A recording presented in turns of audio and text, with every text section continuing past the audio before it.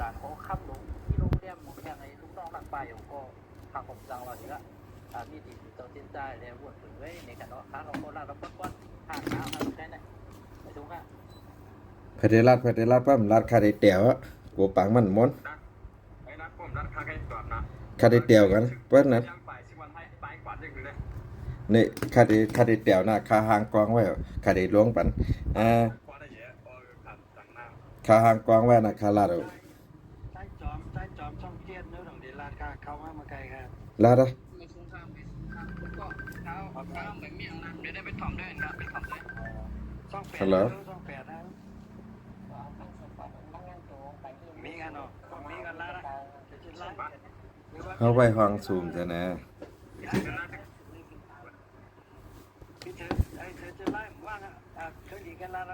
คำตั้นคำมะคาหางกองไว้นะด้วยลาดนะซื้อเขาในเด็กเขามาถอดเขามาลาดด้วยเขามาร้านให้พวกผมร้านขนาดมากขึ้นนะมาไม่ต้องให้ได้เดียวตัวบนให้เขามาถอนมันให้เขามาลาเลยถอนน้องถอนอะไรก็รู้อยู่น้องไอ้ถอนได้มันเดียวเอาลูกได้ขึ้นแล้วลูกเอาขาดลูกเอาเนื้อเลยใจมายิ่งขัดกินหนายิ่งเราได้ขึ้นแล้วฟังอ่ะฉันถ่ายว่าร้านนี้ใครร้านนั้นค่าเดนร้านอะไรก็ร้านได้รู้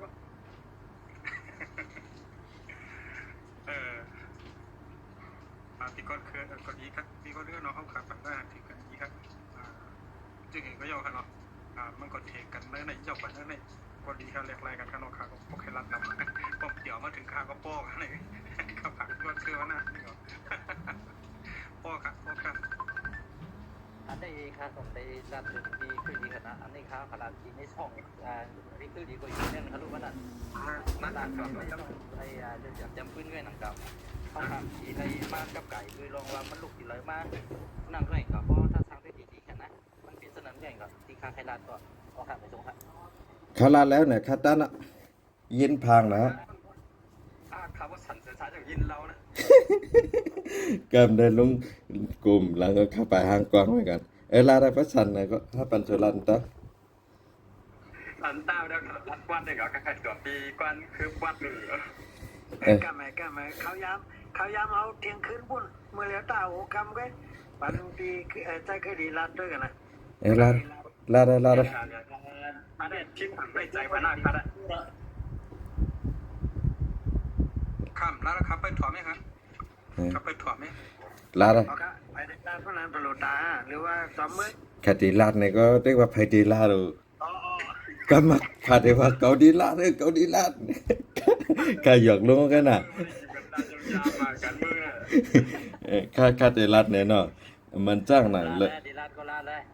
ลาแล้วอย่าเก้าหรอกอย่าจะมาไม่เห็นซ้อมคู่ดีๆหรอกประกาศดีกว่าเอาไม่เห็นคู่ดีๆอ่ะชูเนี่ย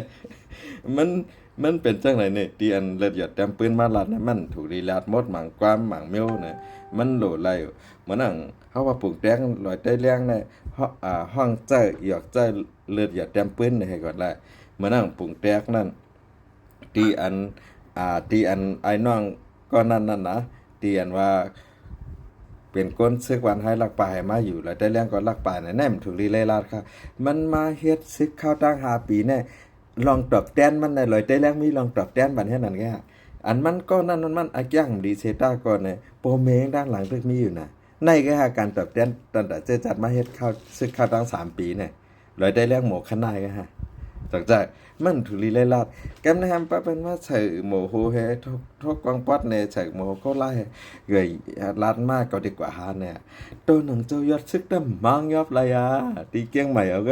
จำเอาตีนคุณร้อยเงี้ยในก็เรียกหยดเต็มเปิ้นทำเป็นภัยกำนำมา